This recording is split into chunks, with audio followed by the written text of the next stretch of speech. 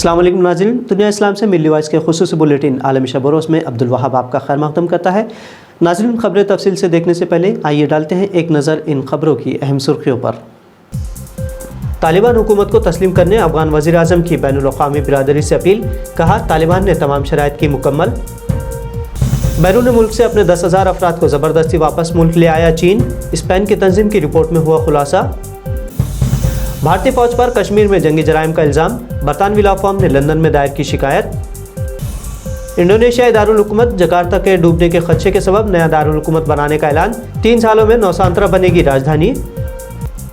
اور Covid health emergency جلد ہو سکتی ہے ختم، WHO نے کہا انسانوں کو ہمیشہ کووڈ وائرس کے ساتھ رہنا ہوگا۔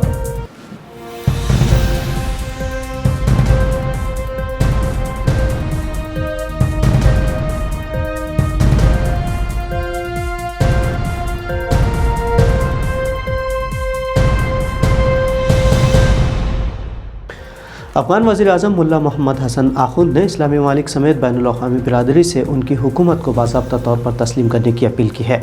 ملا محمد حسن آخوند نے کابل میں ایک نیوز کانفرنس کے دوران کہا کہ تمام شرائط مکمل کر دی گئی ہیں اور اب بین الاقوامی برادری میں ملک میں طالبان حکومت کو باضابطہ طور پر تسلیم کرنا چاہیے۔ گزشتہ برس ستمبر میں وزارت عظمیٰ کا عہدہ سنبھالنے کے بعد ملا محمد حسن کی یہ افغان قومی نشریاتی ادارے پر نشر کی گئی پہلی گفتگو تھی۔ خبر رساں ادارے رویٹرز کے مطابق اس نیوز کانفرنس میں اقوام متحدہ کے اہلکار بھی موجود تھے۔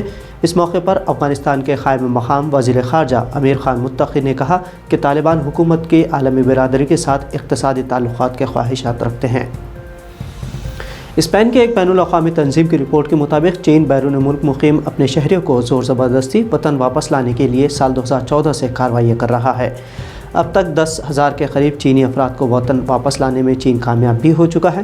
اسپین کی ایک غیر سرکاری تنظیم سیف گارڈ ڈیفینڈر کی شائع کردہ رپورٹ میں بتایا گیا ہے کہ چین نے اپنے شہریوں کو ان کی مرضی کے خلاف بیرون ملک سے وطن واپس لانے کے لیے غیر قانونی دائرہ کار سے باہر کے طریقوں کو استعمال کیا ہے۔ رپورٹ کے مطابق چین نے آپریشن فاکس ہنٹ اور آپریشن اسکائی نیٹ کے ذریعے یہ کارروائیاں انجام دی۔ چین نے اس رپورٹ کے حوالے سے ابھی کوئی رد عمل ظاہر نہیں کیا ہے۔ ادھر لندن میں موجود ایک لا فرم نے برطانوی پولیس کو درخواست دے کر کشمیر میں انڈین آرمی چیف اور حکومتی عہدیداروں پر جنگی جرائم میں ملوث ہونے کے الزامات عائد کیے ہیں۔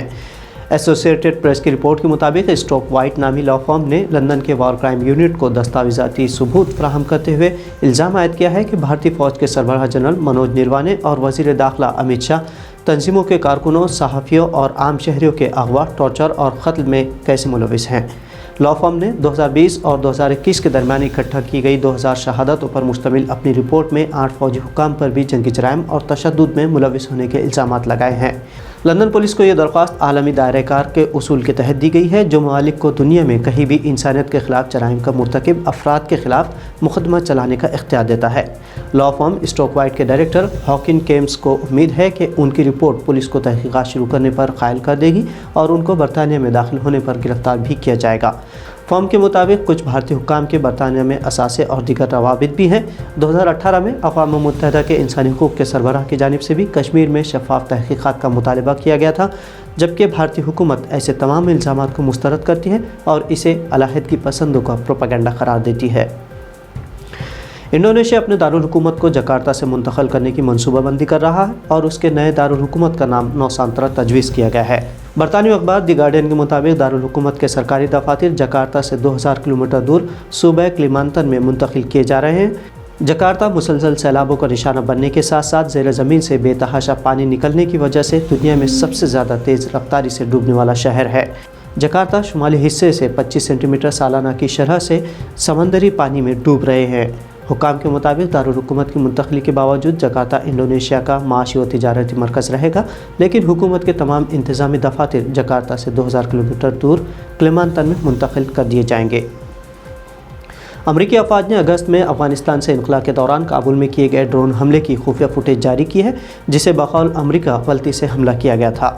اس حملے میں بچوں سمیت امریکہ کے لیے کام کرنے والے کانٹریکٹر سمیت کئی افراد کی موت ہوئی تھی، جس پر امریکہ کی جانب سے عام معافی بھی مانگی گئی تھی۔ پہلی بار عوامی طور پر جاری کیے گئے ان ویڈیوز میں تقریباً 25 منٹ کی فوٹیجز شامل ہے، جس میں ایک رہائشی عمارت کے صحن میں کھڑی سویلین کار پر میزائل لگنے سے پہلے، حملے کے دوران اور بعد کے مناظر ہیں۔ امریکی فوج نے بظاہر ویڈیو نشر کر دی ہے، لیکن اب تک اس جنگی جرم کے باوجود کسی امریکی فوجی کے خلاف کارروائی نہیں کی گئی ہے۔ امریکہ نے اس حملے میں مہلوکین کے لواحقین کو معاوضہ دینے کا صرف اعلان کیا ہے، جبکہ متاثرہ خاندان نے کہا ہے کہ صرف معافی کافی نہیں، اس کے لیے ذمہ دار فوجیوں کو سزا دینی ہوگی۔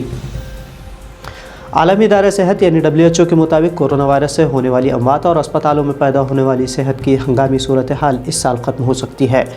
WHO کے مطابق شاید اب کووڈ کبھی ختم نہیں ہوگا اور یہ انسانی معاشرے میں موجود رہے گا، لیکن اس وائرس سے انسان کو اتنا نقصان نہیں ہوگا جتنا پہلی مرتبہ اس کے پھیلاؤ سے ہوا تھا۔ ماہرین کے مطابق اس کے تیز پھیلاؤ کی وجہ سے انسانوں میں پیدا ہونے والی جسمانی مدافعت بڑھ رہی ہے۔ WHO کے مطابق واحد حل یہی ہے کہ عالمی سطح پر جتنے زیادہ لوگوں کو ویکسین لگانا ممکن ہو لگا لی جائے۔